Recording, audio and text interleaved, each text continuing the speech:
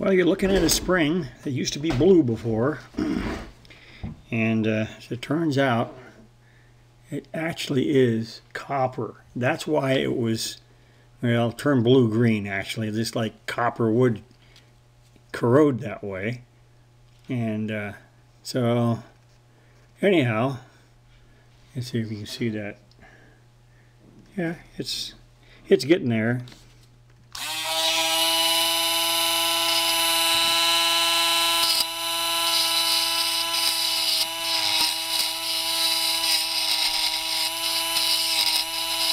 Dremel's the best way to get it all cleaned up. As it was, what I ended up doing after I went ahead and I used baking soda on it, then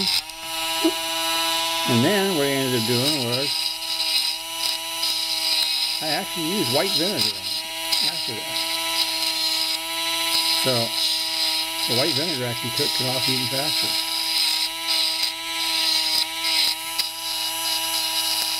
So, looks like this will work.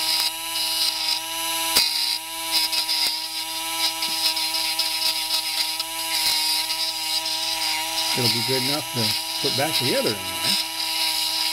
So, that's what we're going to do. And put this thing back together and make sure that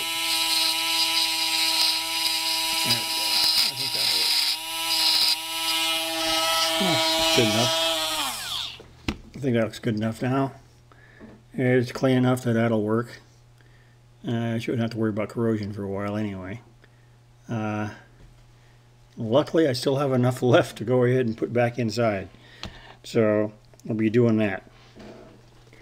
So, and then the other thing I found out was the signal generator I got the other day.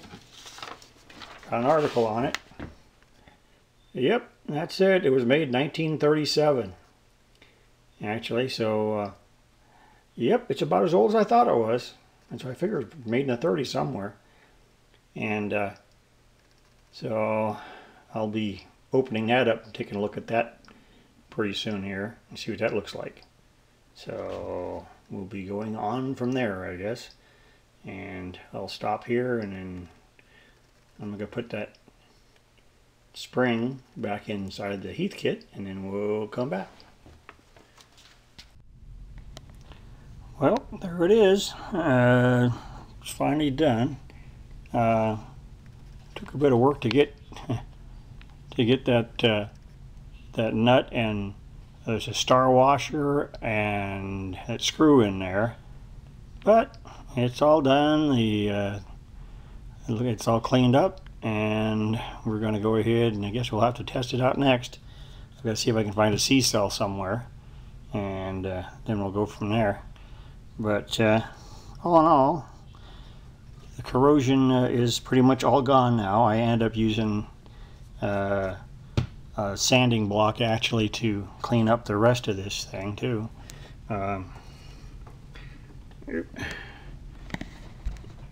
So the metal is pretty much cleaned up now, inside and out. So, and I was right, there's no corrosion on the circuit board itself anywhere. Luckily for me, I mean there's a couple little specks I saw, but that was for me when I cleaned the other stuff off.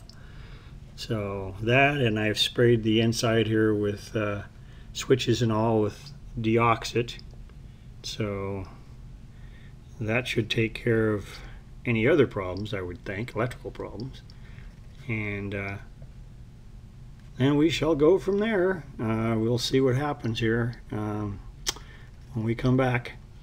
Bye for now.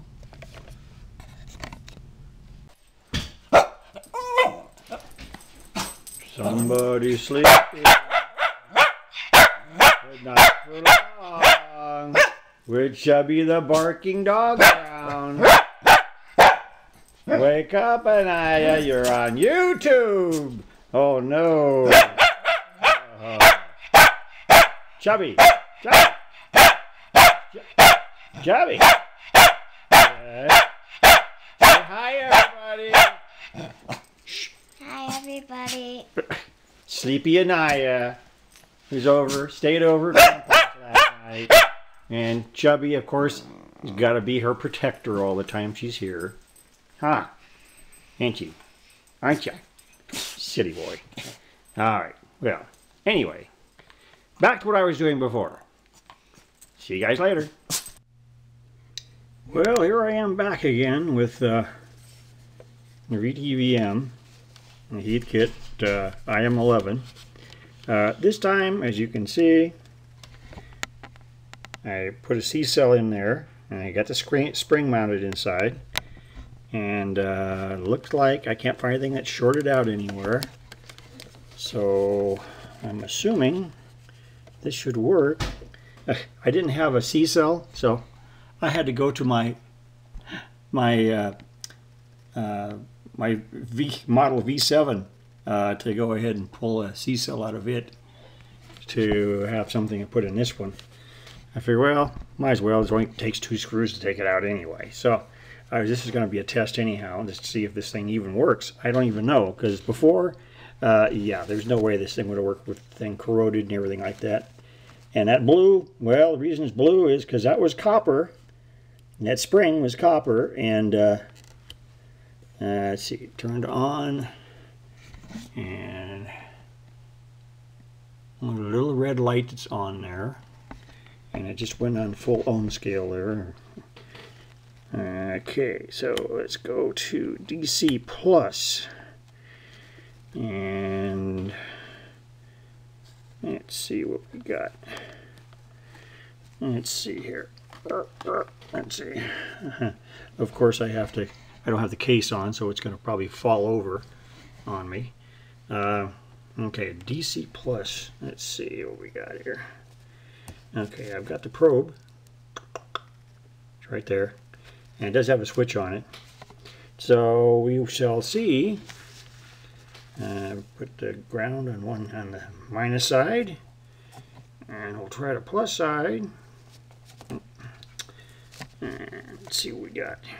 See, that's DC plus.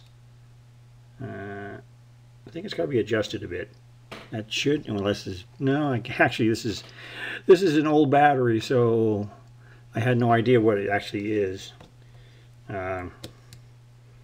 Okay, well, let's see. Put the see, the zero just went backwards on me here. Let's see what we got. Whoop, let's get that zero adjusted. Alright, now we'll try it and see what we got.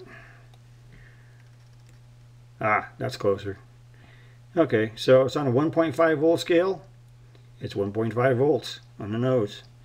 So it would seem to be working. Go figure. That's all it really was. It's just that battery was so corroded, nothing would work. Both tubes are functioning. Everything seems to be working. So there you are.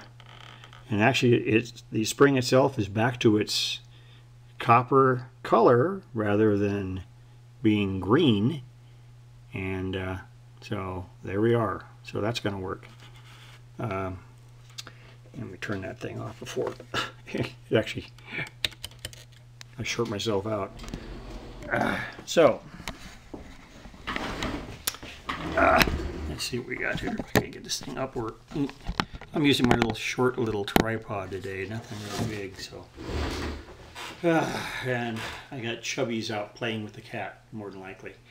So yeah, so that's pretty much all that took, was just cleaning up the corroded part of it. Like I said, it looked like the board wasn't touched, and as it was, I sprayed deoxit on all the switches and everything, and so really about all you got to do is check the resistors and stuff for spec and pretty much all that. But at least now I know it actually is going to be running, and it's actually in more decent shape than others I've seen as far as that case goes, and even the front dial of the meter itself.